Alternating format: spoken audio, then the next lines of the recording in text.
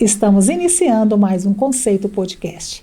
O nosso tema de hoje será empréstimo não autorizado, um alerta principalmente para a terceira idade. Comigo, ele que é especialista no direito do consumidor, Vladimir Valadares. Boa tarde, Sônia, tudo bem? Obrigada, doutor, por estar aqui nesse assunto que eu acho que é tão relevante, que tanta gente cai nesse golpe, né? Sim, extremamente importante, principalmente porque atinge pessoas idosas que geralmente necessitam da aposentadoria, né, e acabam sendo lesadas por essas empresas, né, ou por empresas maldosas. Quais são os sinais de alerta, né, que quem é aposentado, principalmente, né, aposentou no outro dia, você já tem milhares de ligações te oferecendo empréstimo, te fazendo, assim, coisas mirabolantes, né? Qual que é o alerta que a gente deva dar? Bom, olha só, o primeiro alerta que nós devemos passar aos nossos consumidores é o seguinte: nunca assinem nada em local algum. Por que eu falo isso? Muitas das vezes esses aposentados vão até lojas de representantes bancários, essas lojas que oferecem empréstimos, adiantamento de 13º, enfim. E ali eles costumam falar assim, principalmente as empresas que são maliciosas. Não digo todas, mas existem sim empresas, tanto que no Rio de Janeiro há pouco tempo fecharam uma central em que as pessoas ligavam para os aposentados querendo oferecer ou oferecendo, né, um refinanciamento de empréstimo que esses aposentados tinham. Eles conseguiam esses dados diretamente com as empresas já cedentes dos empréstimos, né, a princípio, ou de alguma forma eles conseguiam esses dados, ligavam para os consumidores, os idosos, oferecendo taxas menores e acabavam fazendo um outro empréstimo. Não reduziam o empréstimo existente e acabavam fazendo um outro empréstimo. Então, retornando àquele raciocínio, a pessoa vai até uma loja dessas para retirar, às vezes, uma margem, saber qual que é a margem dela de empréstimo, e isso tudo sendo que o consumidor consegue diretamente no próprio site do INSS, ele consegue fazer isso. Às vezes o consumidor, o idoso, ele tem uma certa dificuldade, procure alguém da família. Não deixe nessas empresas que tirem foto, vamos fazer só um cadastro, vamos fazer um cadastro aqui seu, né, nós vamos fazer esse cadastro, vai deixar aqui, você não vai precisar fazer nada, não precisa você pagar nada. De repente está chegando para o consumidor lá um cartão de crédito, um empréstimo sem que ele tenha feito esse empréstimo, mas ele assinou lá, tirou foto, fazendo esse cadastro, pode ser utilizado contra ele. Você disse procure alguém da família. Uhum. Muitas das vezes esse alguém da família pode também trazer complicações, né? Essa pessoa, mesmo que esteja mediante uma procuração, né, ela pode fazer empréstimo em nome do aposentado? Depende dos poderes concedidos na procuração. Vai depender dos poderes que a procuração, que o idoso deu para fazer esse empréstimo. Mas hoje é muito difícil você ter procuração nesse sentido. O que pode ter é uma determinação judicial para que esse idoso tenha os seus bens curatelados por alguém. Só que neste caso, essa pessoa que vai ser a curadora, ela é responsável pelos atos que ela praticar, né? Em caso de procuração, como eu disse, vai depender dos poderes que foram dados na procuração. Porque às vezes eu posso te dar uma procuração para você simplesmente vender alguma coisa para mim, sem que você possa contrair empréstimo. Eu tenho procurações com poderes específicos para representar em assinatura, por exemplo, de uma transferência de um imóvel. Então, existem diversos tipos de procuração. O que essa procuração constar é que dará poder. No site, no meu INSS, eu consigo fazer um empréstimo por ali? Não, no meu INSS não. Você consegue, no meu INSS, tirar o extrato e ver a margem que você tem disponível. E, inclusive, verificar os empréstimos que você tem vinculados à sua aposentadoria, ao seu benefício. Por telefone, quando ligo oferecendo, às vezes vão te fazendo perguntas, por ali também, o aposentado, ele corre o risco de dar uma informação ali e tá gerando um empréstimo? O principal meio dos golpes é justamente pelo telefone.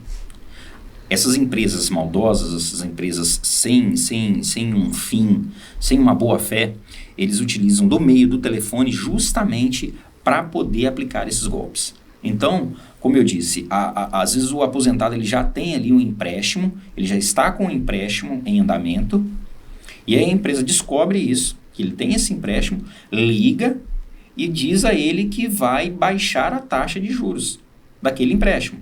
E imaginemos que o aposentado pague R$200 na prestação, aí oferece para ele pagar R$120 ou R$100. O aposentado acaba passando os dados para ele. Vai passando esses dados. E a partir do momento que passa esses dados, a empresa vai ludibriando esse aposentado, faz um novo empréstimo para ele. Ah, mas eu não tenho margem para conseguir esse empréstimo. Não tem problema não, nós vamos fazer o seguinte.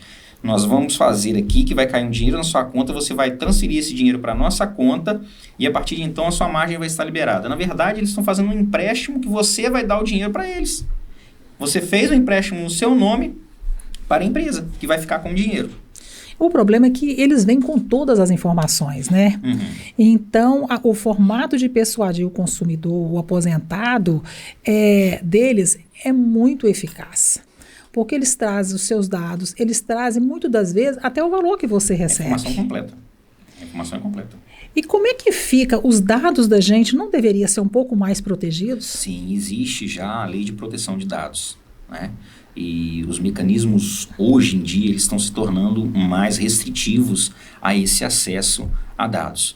Tanto que, por exemplo, o consumidor hoje ele pode optar ou não pelas... os bancos, por exemplo, a fornecer os dados dele em outras situações.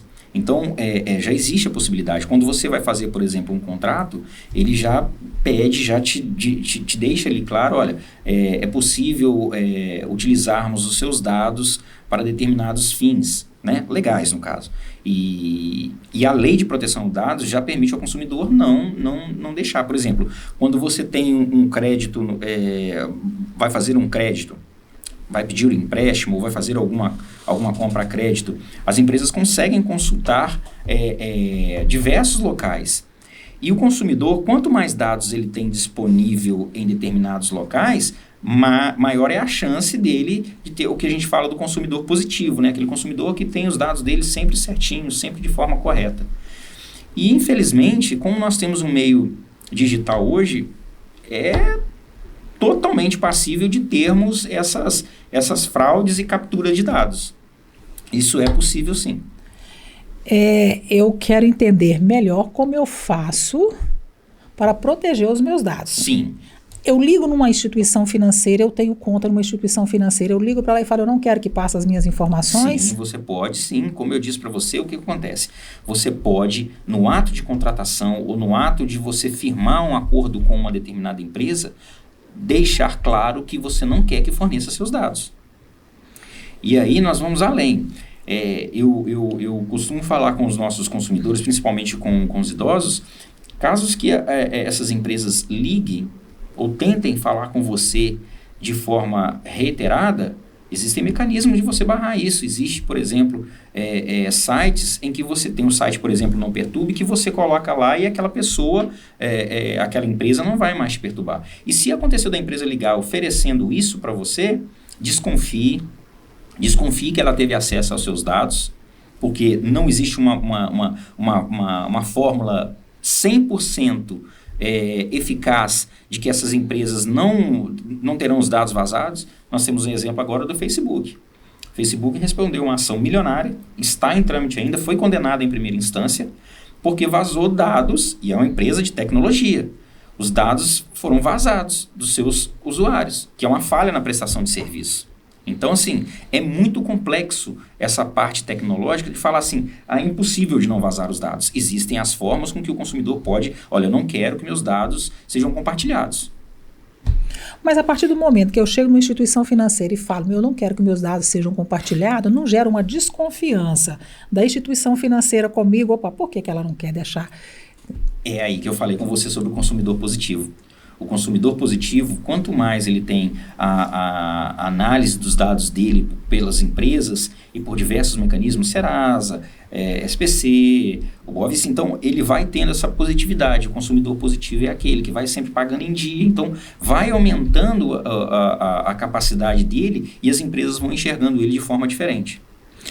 Existe uma assistência quando acontece qualquer lesão a um aposentado, lesão não, perdão, como é que é o Sim, termo? uma É lesão mesmo? Lesão. Uma lesão ao aposentado. Existe algum órgão que ampare esse aposentado em termos jurídicos? Sim, lógico. Veja bem, diversos são os casos de aposentados que não fazem empréstimo, não contraem empréstimos, mas isso, a gente está falando aqui no universo de Governador Valadares, mas você imagina isso, Brasil, é muito grande, muito grande, a ponto deste tema chegar aos nossos tribunais superiores, e foi decidido através do tema 1061, que as empresas hoje que realizam empréstimo, o consumidor, ou seja, o aposentado, viu que tem um desconto indevido na sua folha de pagamento, sendo que ele não fez esse empréstimo. Qual seria o caminho até então? O caminho seria o consumidor ou o aposentado procurar um advogado, ou procurar a defensoria pública, né? E entrar com uma ação, e ali ele poderia pedir uma produção antecipada de prova para demonstrar através de perícia grafotécnica que aquela assinatura não era dele. Nós temos casos assim, muitos casos desses que nós precisamos pedir essa produção de prova em que foi constatado que a assinatura não era da cliente. A cliente falava, não fiz esse contrato, e era a mesma assinatura. Por quê? Lembra lá no início quando nós falamos que evite fazer esses contratos, nós vamos deixar aqui, quando você precisar vai ter aqui. Evite fazer isso, porque dali eles pegam e montam um contrato. E aí acaba fazendo empréstimo para o aposentado. E aí, o aposentado hoje, como tem esse tema 1061, hoje ficou decidido o seguinte, que as empresas, a partir do momento que o consumidor fala, olha, eu não fiz esse contrato, cabe à empresa, através de perícia grafotécnica, demonstrar que aquela assinatura é de fato do aposentado ou do consumidor. Você me fez lembrar um caso aí, uma amiga minha que foi pegar um empréstimo. A gente fala isso, são vários, são inúmeros os casos. Um pouco de repente, tipo, vamos falar valores simbólicos. Ela foi e falou, olha, eu fui lá na instituição para pegar R$1.000. Aí estou dando um apartamento como garantia, o apartamento vale 10, né? Sim. Aí, o que a instituição me disse? Que 9.000 eu já teria... né, se amanhã eu precisasse de um novo valor, eu já teria aprovado na instituição. Isso pode? Olha, ela deixou o imóvel como garantia? O imóvel como garantia. Você falou que ela deu o imóvel como garantia? Como garantia. Então, a qualquer desse momento... empréstimo de R$1.000. É uma análise de crédito que o banco faz. Okay. O banco vê a possibilidade de pagamento e fala, olha, ele tem bens que podem chegar a esse valor. Entretanto, o banco, ele sabe, e o jurídico do banco sabe, que existem determinados bens, como você disse aí do apartamento. Se for um bem de família, aquele bem que resguarda a pessoa, esse bem, ele é inalienável. Então, o banco está fazendo assim, ela tem um apartamento desse, então a capacidade de pagamento dela é tal. Então, ele vai fazer esse empréstimo. Não vinculado diretamente ao banco. Ele compromete o imóvel, né? Isso, não compromete o imóvel. Não compromete por quê? A não ser... que possa ser o empréstimo para compra desse imóvel. Não, peraí, ele compromete, né? Se ele está pegando 1.000, vale 10... Não, volto a te falar. O comprometimento do imóvel só se dará se este empréstimo estiver vinculado ao imóvel. Então, eu peguei R$10.000 para pagar o imóvel que era 11. Aí sim, pode estar vinculado. Porque a lei garante a impenhorabilidade do bem de família. Não é absoluta, eu friso que não é absoluta, mas em casos de empréstimos bancários, consumeristas dessa situação, a grande maioria dela, o bem imobiliário, ou bem de família, ele não vai poder entrar para, por exemplo, não pagou, vai vender o imóvel, vou penhorar o imóvel. Não tem essa possibilidade, porque é um bem de família e a lei garante a impenhorabilidade dele em determinados casos, tá? Esse caso, por exemplo, é um que não vai entrar, a não ser que a dívida esteja vinculada a uma reforma do apartamento, algo que possa ser diretamente vinculado ao apartamento ou ao imóvel. Doutor, geralmente sempre na família, os pais, ele tem um filho que eles sempre gostam mais, que eles querem ajudar. Aí, de repente, um filho vai lá, né, e pede ao pai para fazer um empréstimo. Os irmãos sabem que o filho não vai pagar, tá? E aí, os outros irmãos conseguem impedir ou cancelar um empréstimo já feito porque a pessoa sabe que os pais vão ser lesados? Depende. Se os pais estiverem com a plena capacidade civil, nada a ser feito. Plena capacidade civil, nada a ser feito. Porque ele fez com a livre vontade dele. É diferente se o filho ameaça. Aí você tem um impedimento na vontade desse aposentado. Vira para ele e fala assim, eu vou matar fulano de tal se você não fizer um empréstimo. Vou matar meu irmão se você não fizer um empréstimo tal para mim. E o aposentado tiver como comprovar isso, é uma situação de um empréstimo que pode vir a ser discutido, porque houve um vício no consentimento de vontade, né? Então, o que acontece? Ele foi impelido a fazer aquilo sem a sua vontade. Agora, nos casos que não é o caso que você disse, no caso que você disse, isso acontece muito. O pai e a mãe ficam com dó do filho, acabam realizando esse empréstimo, né? Faz esse empréstimo e o filho não paga. Infelizmente, quem arca com isso é o aposentado. E os outros irmãos não têm o que fazer. Para não correr risco, existe um meio que eu consigo bloquear, tá? Eu sou aposentada, eu não quero fazer empréstimo, mas eu posso correr uma hora o risco de alguém convencer, vai lá e faz. Existe alguma coisa que eu consigo bloquear o site, bloquear o meu, lá no meu INSS? Eu consigo algum bloqueio ou não? Não. Se você realizar o empréstimo, se alguém for pedir para você realizar o empréstimo, você não quer fazer o empréstimo, mas alguém pediu para você realizar o empréstimo, você, de sua vontade, vai fazer o empréstimo, não existe como bloquear esse empréstimo, não. Não existe. Se for esse o caso que você está falando. Alguém veio a você não quer fazer empréstimo de forma alguma. Imaginemos a Sônia não quer fazer empréstimo de forma alguma, não vai fazer empréstimo para ela, Sônia. Aí, Ramalho, por exemplo, digamos que apareça um conhecido seu chamado Ramalho. E esse conhecido seu vai e peça para você fazer um empréstimo.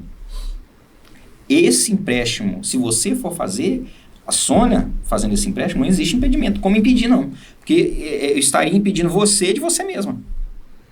Aí você teria que estar, de alguma forma, interditada. Se eu te interditar, sim, é aquele caso que nós falamos lá sobre a plena capacidade civil da pessoa. Talvez a orientação para os idosos seria nenhuma ligação, né? Que a pessoa não conhece. Começou a atender, começou a perguntar determinadas coisas, desligar, né, doutor? Desliga. E outra coisa muito importante, às vezes eles fazem tipo uma pescaria de dados. Eles têm alguns dados e começam a pescar outro. Aí vira para você e fala assim, Sônia, seu nome é Sônia de quê? Aí você fala o restante. É só para completar os dados, para a gente confirmar que é você mesmo. Aí fala lá os 3 primeiros dígitos, os 4 primeiros dígitos do seu CPF para você completar. Não faça isso. Se a empresa séria está te ligando, de alguma forma ela vai ter os seus dados. Todos, não precisa você confirmar. Mas geralmente quando você nega, às vezes eles falam até 6 números, né? Fica faltando só 2 para você completar ali, né? Aí eles viram para você e falam assim, não, então não tem como, e desliga o telefone. Ok, e aí? Ótimo. Se é um empréstimo que eles estão tentando te fornecer, a gente bloqueou aquela situação do golpe. Acabou. Não tem o porquê seguir. Por que eles passam a maioria dos números e deixam aqueles 2 ali sem... Porque a validade para eles seria eu falar o número do meu CPF? Como eu te disse, às vezes a empresa tem uma quantidade de dados e ela quer pescar outros. Imaginemos que ela tem os seus dados, o seu CPF, tudo, mas não tem a sua identidade.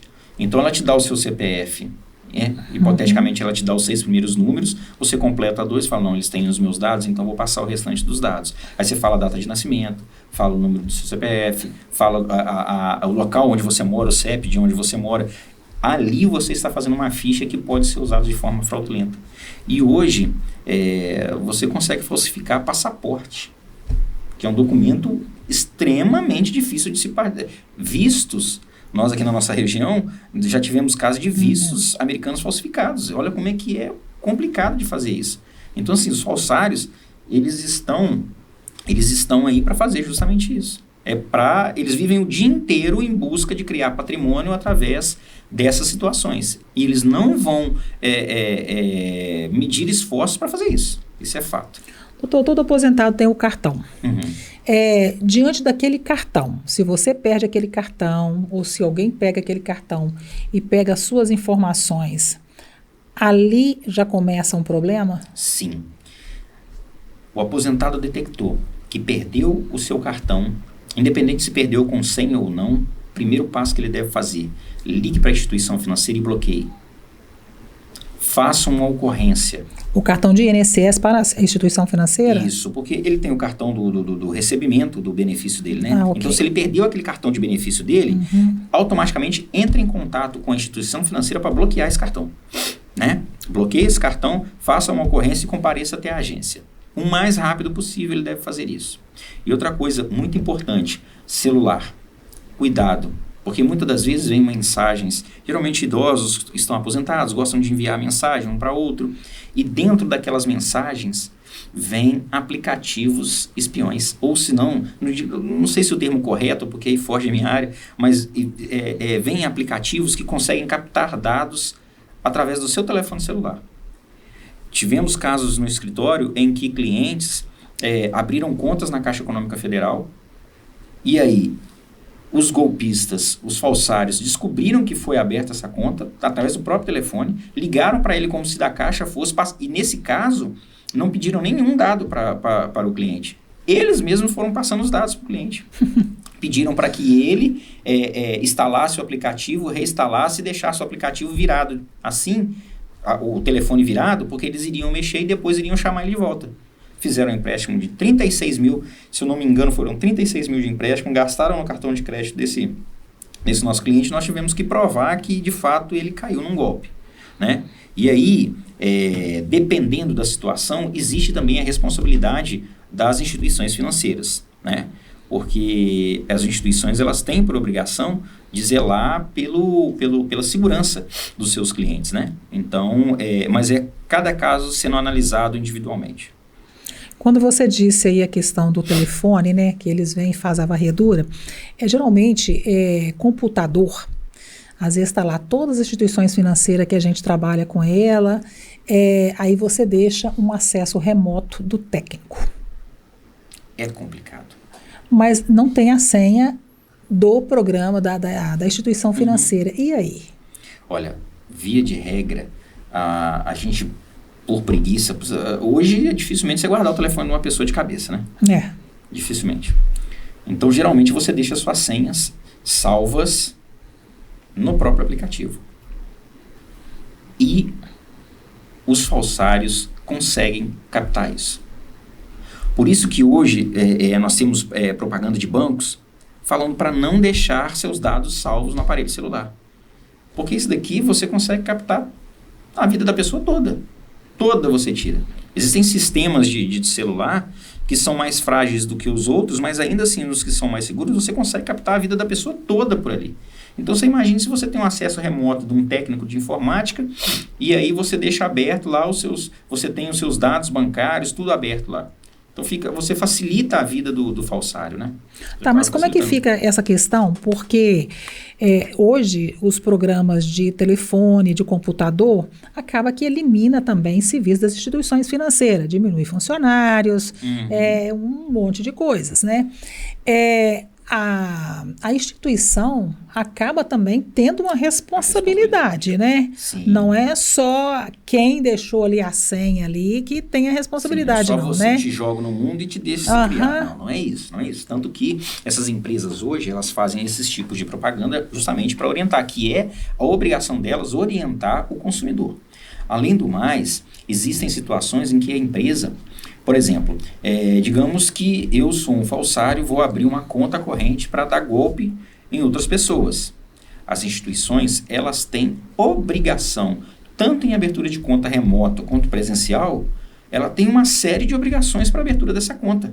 Ela não pode simplesmente sair abrindo conta de qualquer forma, justamente para que não aconteçam esses golpes. E se nesta situação ficar comprovado que a instituição ela foi leviana na abertura de uma conta, por exemplo, ela deve sim ser responsabilizada e vai ser responsabilizada nesse sentido. Porque aí nós não estamos deixando somente o consumidor desamparado. Não, peraí, existe uma cadeia de confiança. Existe um princípio no direito do consumidor, justamente esse, o princípio da confiança. E quando essa quebra quando essa quebra de confiança é feita, o consumidor se alerta. Agora, enquanto o consumidor tem essa confiança, ele, de fato, ele está confiando na empresa. Então, a empresa ela também deve se resguardar. Ela tem a sua responsabilidade, né? Ela tem essas responsabilidades de você, de procurar sempre zelar na abertura de contas, de zelar pelos seus aplicativos, da eficiência e eficácia dos aplicativos. As empresas devem zelar por isso, né? Doutor, quando as empresas elas começam a te ligar com insistência, né? Principalmente, repito, para os aposentados, né? Como eu faço com essas ligações, além, você já citou a questão do reclame, né, aqui, tá? Eu posso entrar com uma ação contra essas empresas, que muitas vezes a gente não sabe também nem quem são, né? Sim. O importante é você descobrir quem é essa empresa, por exemplo, ligou do banco X, por exemplo. Ligou 1, 2, 3, 4, 10 vezes.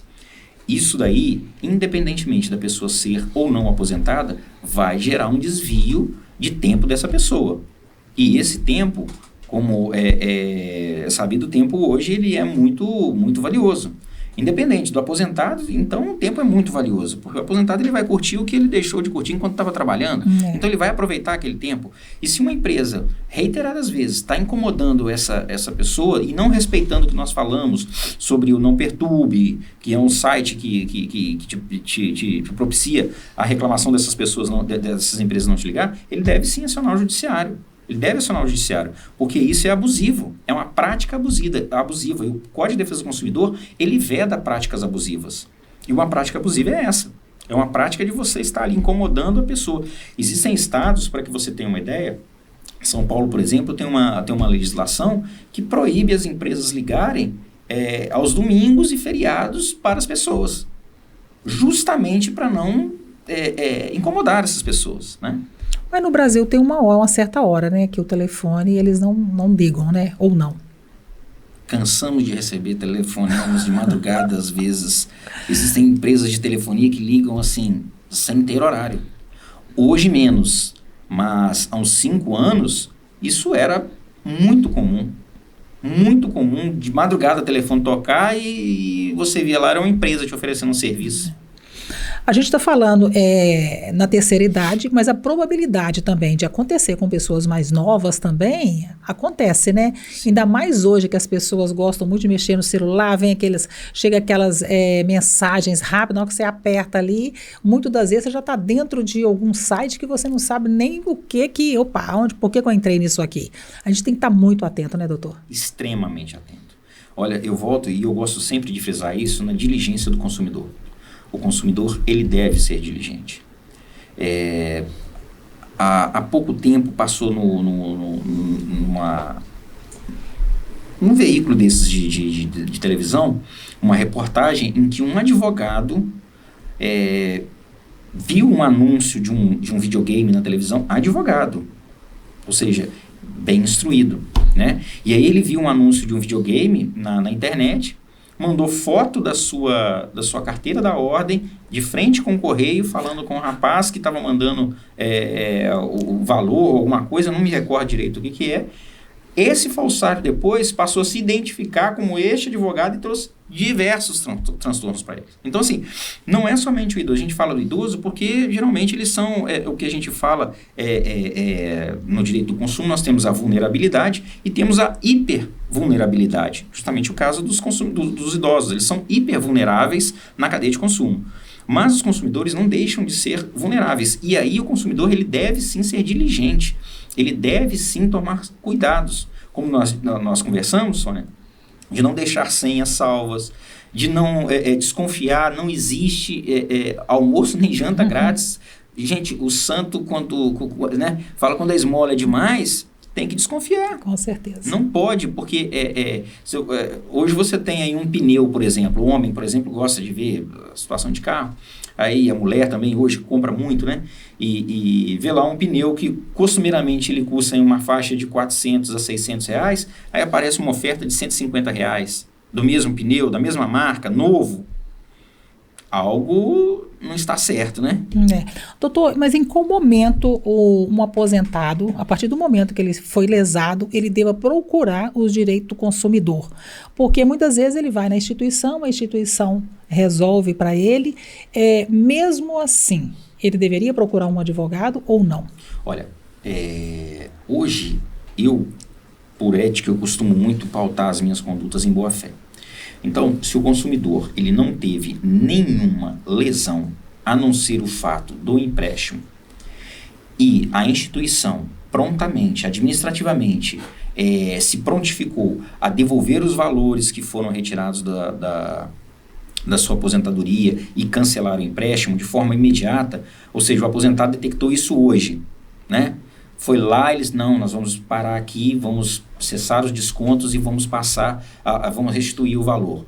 Eu não vejo como uma situação de judicializar. Agora, se ele vai na empresa, se ele vai na instituição, a instituição não ressarce os valores, fala que só vai parar de descontar, e o aposentado teve lá R$1.000 descontado durante 10 meses, ou teve R$100 todo mês descontado durante 12 meses, é uma certa quantia, e descontado de forma indevida, que enseja inclusive a repetição em dobro, né? Se a empresa, nessa situação, não se solidaria, se mantém solidária ao aposentado e vem a cancelar o empréstimo e restituir esses valores, deve sim o aposentado procurar seus direitos.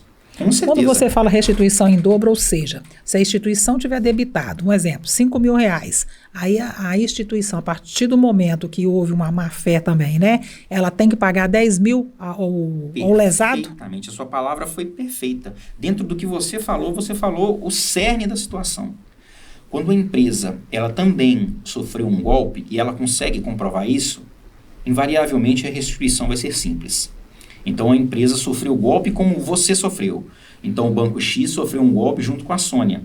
E ficou comprovado isso, que o banco não teve culpa, mas acabou que ele sofreu. Ele vai te restituir isso de forma simples. 5 mil? 5 mil restituído, né? Porque houve uma falta de diligência do banco, no caso. Mas, comprovada a má-fé, sim, existe a restituição em dobro. É a repetição do indébito, que é aquilo que foi descontado ou pago de uma forma que não deveria ter sido. E aí sim existe essa repetição em dobro do valor. Então, foi 5 mil? 10 mil, mais a correção. Como eu comprovo a má-fé? Aí que tá. A má-fé, ela é bem complicada de ser comprovada. Mas existem mecanismos. Por exemplo, se nós tivemos um caso de um banco que nós fizemos a produção antecipada de prova, demonstramos que a assinatura era de fato falsificada, isso foi feito dentro do banco, o banco insistiu em falar que não era, e a perícia não foi feita uma perícia particular, foi feita uma perícia do juízo. O próprio juiz determinou essa perícia e ficou comprovado. Neste caso, fica demonstrado de forma clara a má-fé. Então, a má-fé deve ser comprovada através dos meios jurídicos, né? Então, por exemplo, a instituição, você foi lá dentro da instituição e o preposto da instituição te dá um cartão para assinar, achando que você vai assinar a contratação da abertura de uma conta e, na verdade, você está fazendo um empréstimo. A instituição ela é responsável por isso, porque o preposto dela está ali, a empresa é responsável por ele. Doutor, quero te agradecer a sua participação. Muito obrigada. Eu que agradeço. Fique à vontade sempre que precisar. Nós estamos aqui. Direito do consumidor é muito atraente, muito gostoso de muito conversar. Amplo, né? E são situações odiernas, né? Que a gente pode discutir assim. Todos os dias acontece, né? Com certeza. Fico muito feliz em ter participado e conte sempre conosco. Obrigada. Conceito Podcast. Se inscreva em nosso canal.